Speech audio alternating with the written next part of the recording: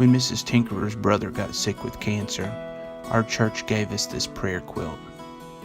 Each knot tied represents a prayer said for the family or the sick loved one. We weren't content hiding it in the spare bedroom folded up. We wanted everyone to see it, so I'm going to make a hanger for it. Since I'm going to be painting it, I'm going to use this nice piece of poplar. First, I'm cutting it to the overall length.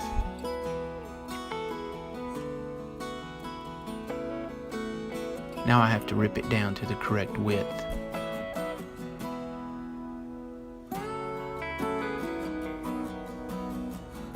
In order for the shelf portion to fit on the backer portion, I need a groove for it to fit into.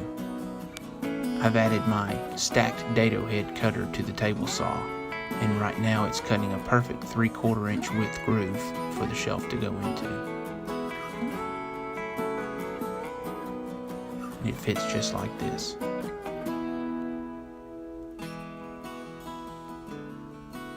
Do a little light sanding before assembly, because it's easier now to sand than after it's assembled.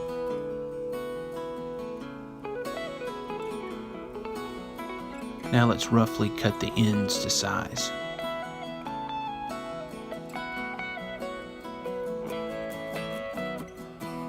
You can see they're way too tall, so we're going to make a mark and cut them down a little bit.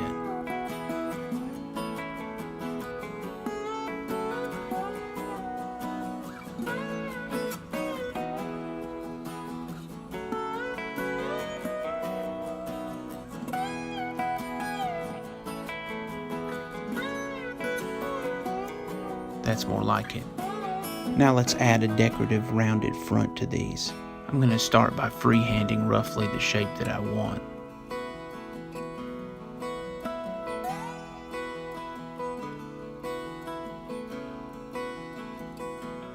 And now to clean those lines up a little bit, we're just going to use a can of stain for our radius. There's no fancy tools required for things like this. Just use what you've got. If it looks good, then it is good.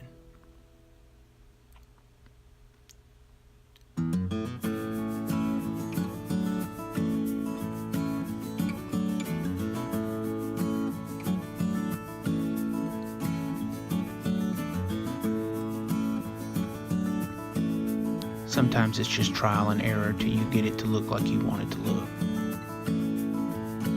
And I think we've got it. Now I'm going to secure both sides together with some brads so that we can cut them at the same time. This will ensure that they're exactly uniform in shape.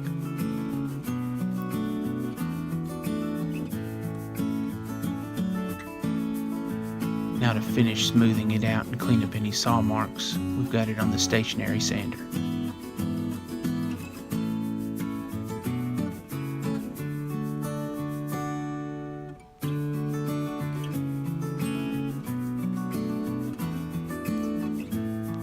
After a little prying apart, they're ready to sand. Don't worry, we'll fill those nail holes in a minute. And the test fit shows that they look really good. To ease all the edges, I've put my 1/4 inch roundover bit in the router. And to hold the work as I route, I use these bench cookies. These things are invaluable. They have a non-skid top and bottom so that you can set your workpiece on it, and it also holds it up off of the table so your bit doesn't dig into the table. So now it's a matter of just figuring out which edges need to be radiused and where to stop the radius so as not to intersect wrong with the square portion. And as always, a little sanding to clean up any rough edges.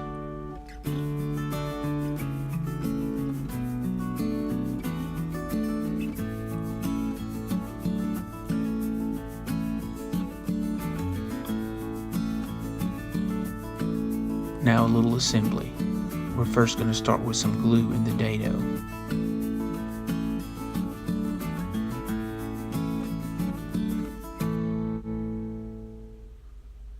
Now we're just going to tack it with a few brads to hold it in place. Notice I'm using my square to make sure everything is at 90-degree angle. Now I'm pre-drilling and installing screws through the backer into the shelf to make sure everything is really secure.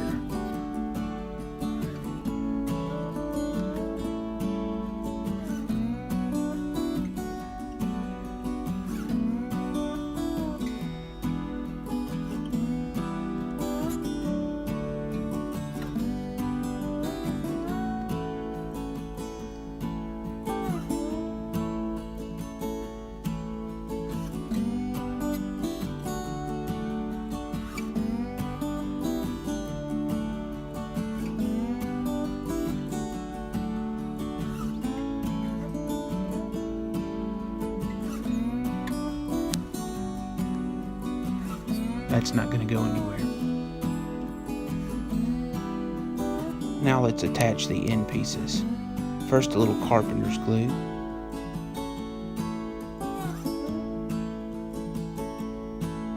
And then just some brad nails. No screws are necessary on these.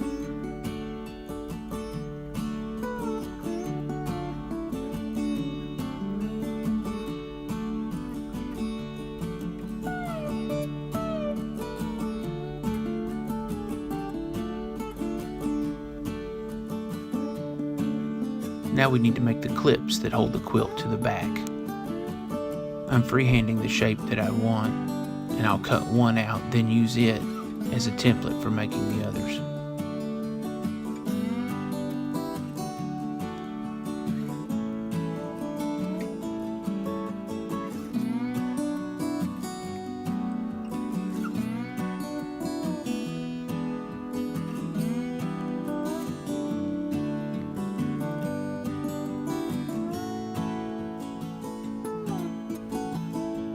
Back to the stationary sander to clean up any saw marks and get the final shape correct.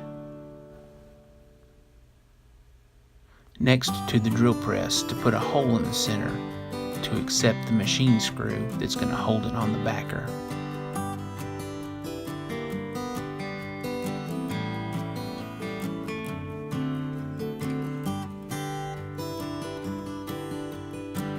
A little measuring and careful layout evenly spaces all 4 clips on the backer.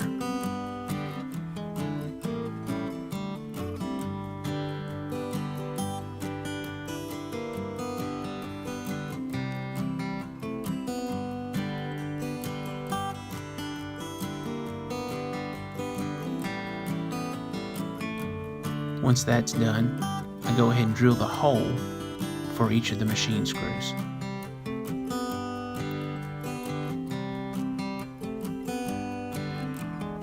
These machine screws will feed through from the back, so in order to recess the head of the screw, I've got this Forstner bit. It's a slightly larger diameter than the washer that will be on the head of the machine screw. I'm careful not to drill all the way through. I just need it deep enough for that washer in the head of the machine screw to sit flush with the back. And here's our machine screw and washer. Let's test fit it.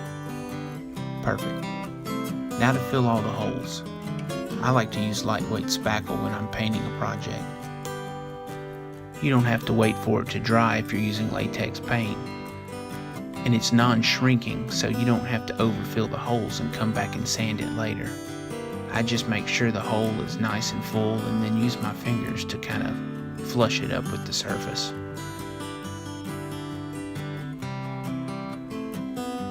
And now for some paint. Mrs. Tinkerer picked out this navy blue color. It matches some of the accents in the quilt. I've just run some screws through a board to hold the clips as I paint them. I'm cutting the paint in with the paintbrush, and then I'll come back later with the trim roller and smooth it all out. This gives your project a nice brush-free finish. I ended up putting a total of 2 coats of paint on this project.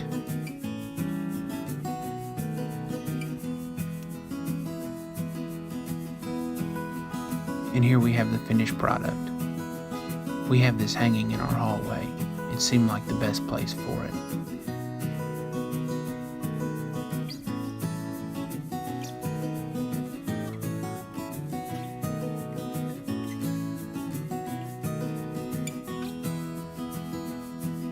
Here we see the clips that hold the prayer quilt to the backer.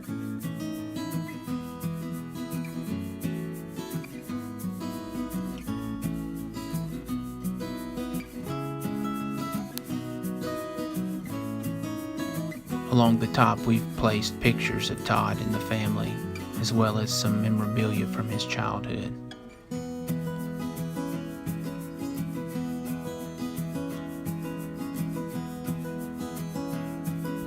As we zoom in on the clip, you can see how it works. The machine screw protrudes through from the back and the knurled nut tightens down and holds the prayer blanket firmly.